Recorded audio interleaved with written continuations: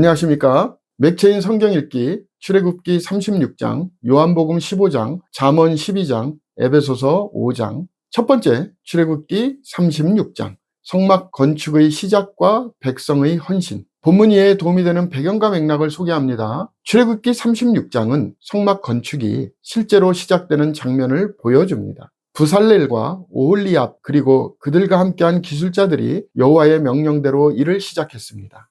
백성들은 필요한 재료를 자발적으로 가져왔고 심지어 너무 많은 헌물이 모여서 모세가 더 이상 헌물을 가져오지 말라고 명령할 정도였습니다. 이는 하나님의 성막을 위한 이스라엘 백성의 자발적이고 넘치는 헌신을 보여줍니다. 이후 성막의 구조물, 휘장, 덮개, 널판 등을 만드는 과정이 상세하게 기록되어 있습니다.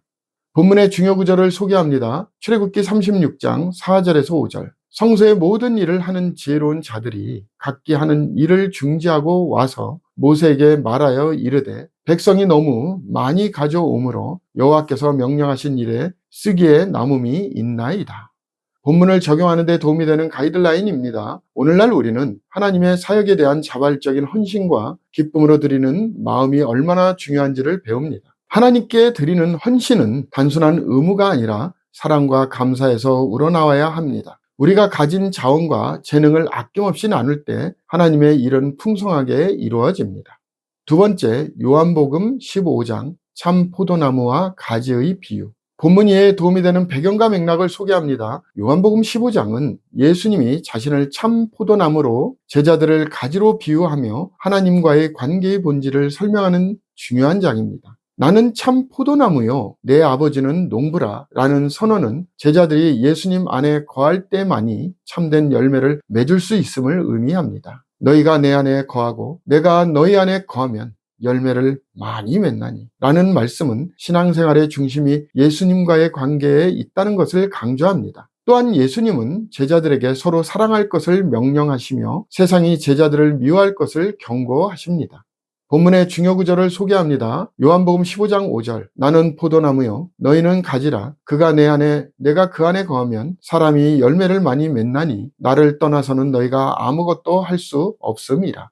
본문을 적용하는 데 도움이 되는 가이드라인입니다. 오늘날 우리는 예수님 안에 거하는 삶이 신앙의 핵심임을 깨달아야 합니다. 하나님과의 친밀한 관계 없이는 참된 열매를 맺을 수 없습니다. 우리가 주님 안에 머물 때 사랑과 인내, 선행의 열매가 자연스럽게 나타납니다.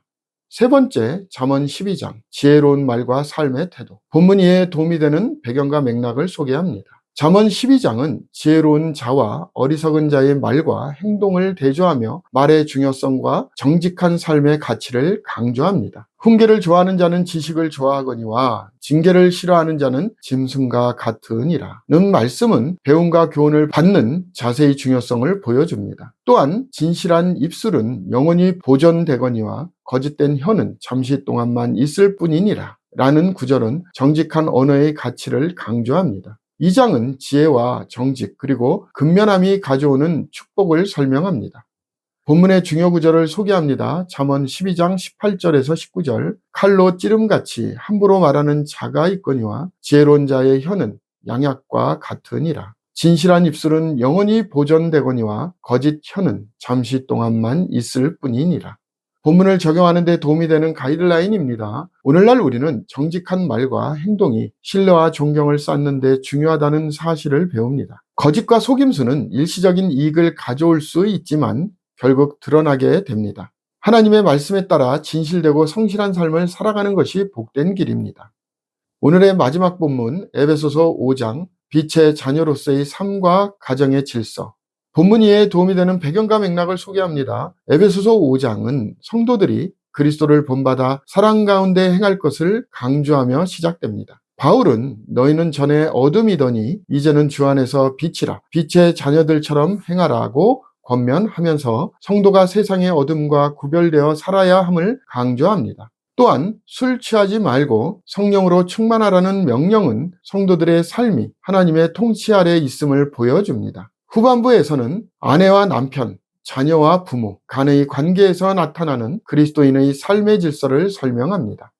본문의 중요 구절을 소개합니다. 에베소서 5장 8절에서 9절. 너희가 전에는 어둠이더니 이제는 주 안에서 빛이라. 빛의 자녀들처럼 행하라. 빛의 열매는 모든 착함과 의로움과 진실함에 있느니라. 본문을 적용하는 데 도움이 되는 가이드라인입니다. 오늘날 우리는 어둠의 행위를 버리고 빛의 자녀로서 살아야 함을 배웁니다. 성령의 충만함을 통해 우리의 삶이 하나님의 뜻에 맞게 변화되어야 합니다. 가정과 공동체 안에서도 사랑과 존중을 실천하며 그리스도의 모습을 드러내야 합니다. 감사합니다.